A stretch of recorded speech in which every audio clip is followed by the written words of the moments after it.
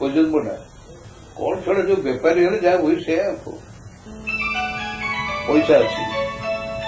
ପଇସା ପଠେଇ ଦେଇ ଚା ଖୋଲି କରୁଛି ନା ଚା ଦୋକାନରେ ବସି କଣ ହଉଛି କି ତାର ତ ପଲିଟିକାଲ ଆଣ୍ଡୁଟା କିଛି ନାହିଁ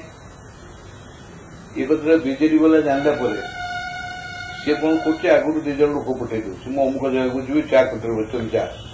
ସେ ଯାଇ ଲୋକଙ୍କୁ କଥାବାର୍ତ୍ତା କରିକି 50-60 ଲୋକ 100 ଲୋକଙ୍କୁ ଠିକଣା କରୁଛନ୍ତି ଇଏ ସବୁ ଯାଇ ପହଞ୍ଚୁଛି ଗୋଟେ ଖୋଲା ଗାଡି କରାଯାଉଛି ତା ଦେହରେ ବସିକି ଚା ଦୋକାନ ପାଖରେ ଓହ୍ଲେଇ ପଡୁଛି ଚା ଦୋକାନ ପରେ ବେଞ୍ଚରେ ବସୁଛି ଲୋକ ଚା ଦିଅ ଚା ଦେଲେ ସବୁ ଲୋକ ଛିଡା ହେଇଗଲେ ସମସ୍ତଙ୍କୁ ଚା ଦିଅ ଚା ଖୋଟି ପୁରା ସବୁ ସେଇଠି କଥାବାର୍ତ୍ତା ହେଲେ ଗପ ସବୁ କରିକି ଆସୁଛି ତାର ରାଜନୈତିକ ପଲିଟିକାଲ ଭ୍ୟାଲ୍ୟୁ କିଛି ନାହିଁ ଏବେ ତାର ଚେଞ୍ଜ ଯାଇଥିଲା ବିଜେଡି ବାଲା କଣ କଲେ 50-60 ଟଙ୍କାକୁ ଚା ଖୋଟି ପଠେଇଦେଲେ ଆଉ କଣ କିନ୍ତୁ ବେଜେତି କଲେ ବେଜେତି ଦେଇକି ଆଇଲା ସେଇଟା ସେ ବୁଝୁନି ସାମ୍ନା କରିବ ଲୋକଙ୍କୁ ନା ମୁଁ ବାରିପଦା ଗଲି ମତେ ଜବାବ ଦେଲା ବାରିପଦା ଯିବି ହେଲା ଏ ଚାରିଆଡେ ପୋଷ୍ଟମର୍ଟମ ମାଇଲେ ମୁଁ ଯାଇକରି ସେ କହିଲା ମତେ କଣ କହିଲା ଯେ ମୁଁ ଏଠୁ ଯିବି ମୁଁ ଦେବଗଡ଼ ଯାଉଛି ଦେବଗଡ଼ରୁ ସିଧା ବାଲେଶ୍ୱର ଯିବି ହେଲା ମୁଁ କହିଲି ଠିକ ଅଛି ମୁଁ ଯାଇକରି ବାଲେଶ୍ୱରରେ ରହିଲି ସେ ଯାଇକରି ଆଉ ଗୋଟେ ହୋଟେଲରେ ରହିଲା ମୋ ସାଙ୍ଗେ ଯଜ୍ଞ ବାବୁ ଯାଇଥିଲା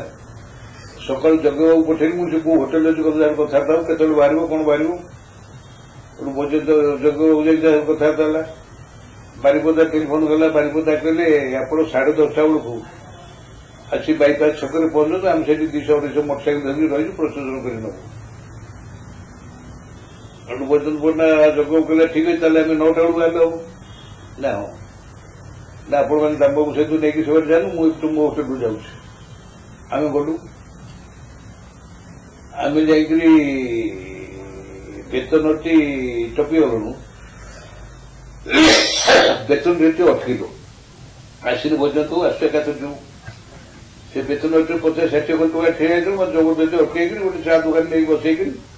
ମୁଁ ଫଟୋ ଉଠାଏ ଏସବୁ କଥା ମୁଁ ଜାଣି ଡେରି କରିଥାଏ ସାଙ୍ଗେ ଯିବୁ କେତେବେଳେ ସେ ନବୀନ ନନ୍ଦ ଢେଙ୍କାନାଳର ସେ ଆଗରୁ 2 ଦିନ ଆଗରୁ ତାକୁ ପର୍ଯ୍ୟନ୍ତ ପଠେଇଥିଲା ଇଣ୍ଟେଲିଜେନ୍ସ କଲେକ୍ଟ କରିବାକୁ ସେ ଆସି କଣ କହିଦେଲା ଇଏ 12 କିଲୋମିଟର ଯାଇଥିଲା 12 କିଲୋମିଟରକୁ ଫେରି ଆଇଲା ପରେ ନବୀନ ନନ୍ଦ ଆମକୁ ଟେଲିଫୋନ କଲା ସେ 12 କିଲୋମିଟର ହେଇଥିଲା ଆସୁଥିଲେ ଭୀଷଣ ଝାଡା ଲାଗିଲା ସେ ପୁଣି ବାଲେଶ୍ୱର ଫେରି ଝାଡା ଫେରିକରି ବାଥରୁମ ଯାଇ ପୁଣି ଆସିବେ କିନ୍ତୁ ହେଲା ପୁଣି ସେଠି ଯାଇକରି ଆମେ ପହଞ୍ଚିଲୁ ଯୋଉ ବାଇପାସ ଛକରେ କଣ କରାଯିବ ମୋଟରସାଇକେଲ ରେଡି ଅଛନ୍ତି କହିଲେ ବୈଜନ୍ତ ବାବୁ ଆସୁଛି ସାଙ୍ଗ ହେଇକି ଯିବା ନା ଏକାଠି ଯିବାଟା ଠିକ ହେବନି ଆସନ୍ତୁ ମତେ ସେଠିକା ଲୋକ ସବୁ କହିଲେ ଯୋଗୀକୁ କହିଲା ତାହେଲେ ଆମେ ଚାଲୁ ଯିବା ସର୍କିଟ ହାଉସରେ ବସିବା ବୈଜନ୍ତ ବାବୁ ଆସିଲା ମେଟିକି ଆସିବା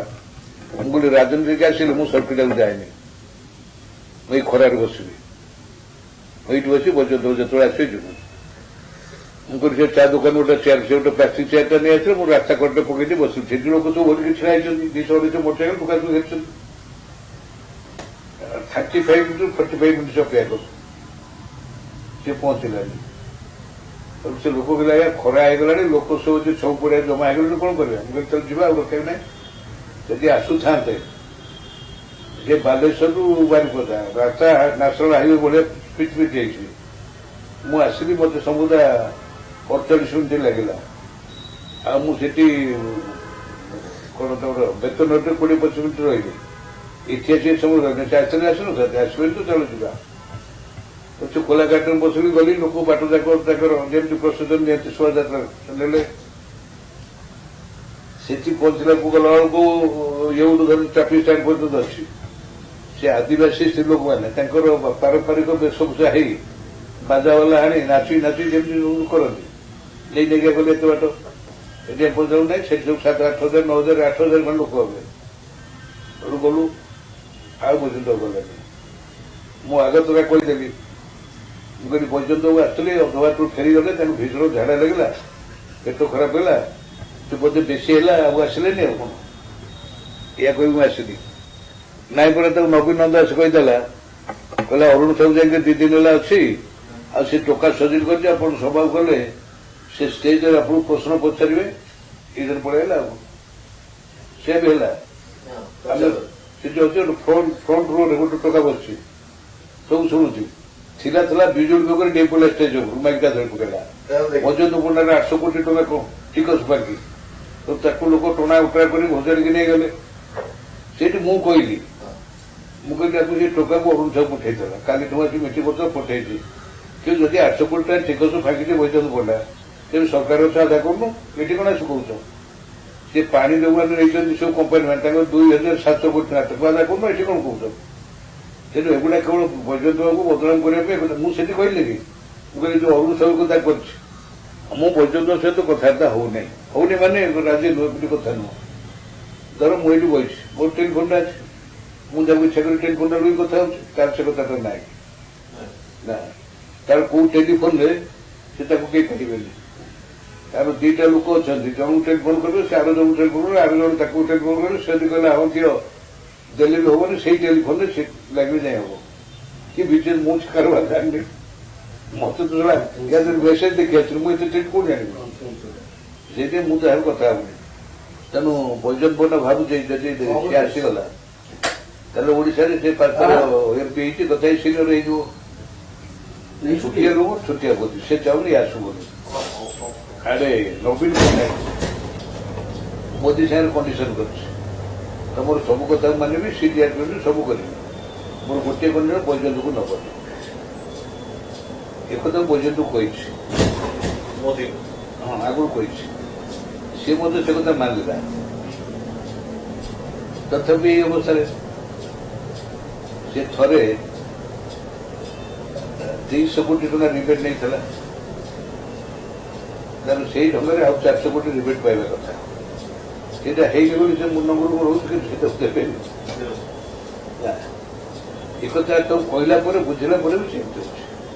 ନା ଏଇଥରକ ଯୋଉ କଲା ଦିଲ୍ଲୀରେ ଗୋଟେ ପ୍ରେସ୍ କନଫରେନ୍ସ କଲା ଏଥର ନବୀନ ନାଁ ଧରୁଛି ଧରିଛି ସେ ମାଇଲି ଭାଷା ମୋ ଓଡ଼ିଆ ଭାଷା କହୁଛି ଆଉ ସେ ହବା କଥା ବ୍ୟବସାୟୀଙ୍କର ସେଇଟା ଇଏ ଅତୁଳ କରୁ ମୁଁ ପଣ୍ଡାୟତ ମୁଁ କଂଗ୍ରେସ ବୈଜୟନ୍ତ ପଣ୍ଡାକୁ ଚାହୁଁଥିବା କଥା ମୁଁ ଜାଣିନି କିନ୍ତୁ କଂଗ୍ରେସ ବହୁତ ଆଗ୍ରହୀ ମତେ ନେବା ପାଇଁ ଧର୍ମେନ୍ଦ୍ର ପ୍ରଧାନ ଖବର ଦଉଛି ଦାମ ଭାଇ ଆସନ୍ତୁ ଆସନ୍ତା ନିର୍ବାଚନରେ ତାଙ୍କୁ ମୁଖ୍ୟମନ୍ତ୍ରୀ କ୍ୟାଣ୍ଡିଡେଟ୍ ଭାବରେ ପ୍ରେଜେଣ୍ଟ କରିବା ପ୍ରଚାର କରିବି ଏ କଥା ମୁଁ କହୁଛି ନାଇଁ ରେ ବାପା କୁଆଡେ ଯିବେନି ମୁଁ ଏଇଠି ଅଛି ଏଇ ଯୋଉ ବିଜୁ ନାଁ ଧରିକି ଶେଷ ଜୀବନ କଟେଇବି। ତେଣୁ ସେ ବୈଜୟନ୍ତ ପଣ୍ଡା ଆସିଲେ ଗୋଟେ ଦଳ କରନ୍ତି ସେ ଦଳ ନାଁ ଦିଅନ୍ତି ବିଜୁ କ୍ରାନ୍ତି ଜନତା ଦଳ ଇଏ ଜନତା ତ ନାହିଁ ବିଜୁ କ୍ରାନ୍ତି ଦଳ ବା ବିଜୁ କ୍ରାନ୍ତି ଓଡ଼ିଶା ଏଇ ନାଁ ଦିଅନ୍ତି ଯଦି ଆସୁନାହାନ୍ତି ଏକାଠି ହଉନାହାନ୍ତି ଏକାଠି କେବେ ହେଲେ ହବ ଥରେ କରିଦେଲେ ଦଳଟା ଘୋଷଣା କରିଦେଲେ ସିଏ ଚେକା ଛିଡ଼ିଲା ଭଳିଆ ଲୋକ ପଳେଇ ଆସିବେ ଇଭେନ୍ ବିଜେପି ଲୋକ ସବୁ ପଳେଇ ଆସିବେ ବୁଝଛ ବେଶୀ କ୍ଷତି ହବ ବିଜେପିର କଂଗ୍ରେସ ଅପେକ୍ଷା। ତେଣୁ ଏମାନେ କରେଇ ଦଉନାହାନ୍ତି ତାପରେ ବୈଜୟନ୍ତ ପଣ୍ଡା ମତେ ଏକାଠି ନ କରିବା ପାଇଁ ସରକାରଙ୍କ ତରଫରୁ ବିଭିନ୍ନ ଚକ୍ରାନ୍ତ ଚାଲିଛି ସେ ଚକ୍ରାନ୍ତର ସୂତ୍ରଧର ହଉଛନ୍ତି ଯୋଉ କଣ ପ୍ରଶାନ୍ତ ନନ୍ଦ ପ୍ରସାଦ ନନ୍ଦ ଧରିଛି ନବୀନ ନନ୍ଦକୁ ଢେଙ୍କାନାଳ ନବୀନ ନନ୍ଦ ଯାଇକିରି ବୈଜୟନ୍ତ ପଣ୍ଡା ପାଖରେ ଅଛି ବୈଜୟନ୍ତ ପଣ୍ଡା ଭାବୁଛି ନବୀନ ନନ୍ଦ ମତେ ଇଣ୍ଟେଲିଜେନ୍ସ ସବୁ ଯୋଗେଇବ ଏଇ ବାରିପଦା ଟୁର ଆଗରୁ 2 ଦିନ ଆଗରୁ ନବୀନ ନନ୍ଦ ଯାଇଥିଲେ ତାକୁ କହିଲି କହିଲା ମୋର ସମୁଦ୍ରୀ ଘର ମୁଁ ଯାଉଛି ଦେଖେ ସେଇ ଆସି କହିଦେଲା କହିଲା ଅରୁଣ ସାହୁ ଯାଇକି ସେଠି ଯୋଗାଡ଼ କରିଛି ଆପଣ ଗଲେ ପ୍ରଶ୍ନ ପଚାରିବେ ଶୁଣିକି ପଳେଇଲା ମୁଁ ଆସିଲା ପରେ ବୈଜୟନ୍ତ କହିଲା ଆପଣ ମତେ ନ କହିକି ମୋ ନିର୍ବାଚନ ଚାଲିଗଲେ ମୁଁ ଯାଇଥିଲି ତମ ଉପକାର କରିବା ନାହିଁ ତମର କଣ କ୍ଷତି କରିବାକୁ ଯାଇଥିଲି ସେଇଠି ମୁଁ କେନ୍ଦ୍ରାପଡ଼ା କହିଲି ଯେ ବୈଜୟନ୍ତ ଉପଚାର ସେ ଆସିଲେ ମୁଁ ଯିବି ଯାଉନି ହଁ ହଁ ମାରୁଛି ଯାଉନି କାଲି କେନ୍ଦ୍ରାପଡ଼ା 2-4 ଜଣ ଲୋକ ଆସିଲେ ସେ ନ ଆସୁ ଆପଣ ଆସନ୍ତୁ ମୁଁ କହିଲି ମୁଁ ଯିବି ଯାଇ ଆଗେ ମୁଁ ମୁହଁ ଛଡ଼େଇ ଦିଏ ତାକୁ ଯେ ନାଇଁ ମୋର ବୈଜୟନ୍ତ ସାହି ସମ୍ପର୍କ ନାହିଁ ଏଇ କଥାରେ ଯୋଉଦିନ ଭାବି ତାପରେ ଯିବି ଯେତେବେଳେ ମୁଁ ମୋର ମନ ସ୍ଥିର କରିଦେଲି ବୈଜୟନ୍ତ ସାଙ୍ଗରେ ମୋର ସମ୍ପର୍କ ରଖିବି ସେତେବେଳେ ଯିବି ନା ବର୍ତ୍ତମାନ ସୁଦ୍ଧା ବୈଜୟନ୍ତ ପଣ୍ଡା ଆମ ସହିତ ଆସିବ ଆମେ ଏକାଠି ହେଇକି କରିବୁ ଏଠୁ ଧାରଣାଟା ଅଛି ତେଣୁ ବର୍ତ୍ତମାନ ଯିବୁ।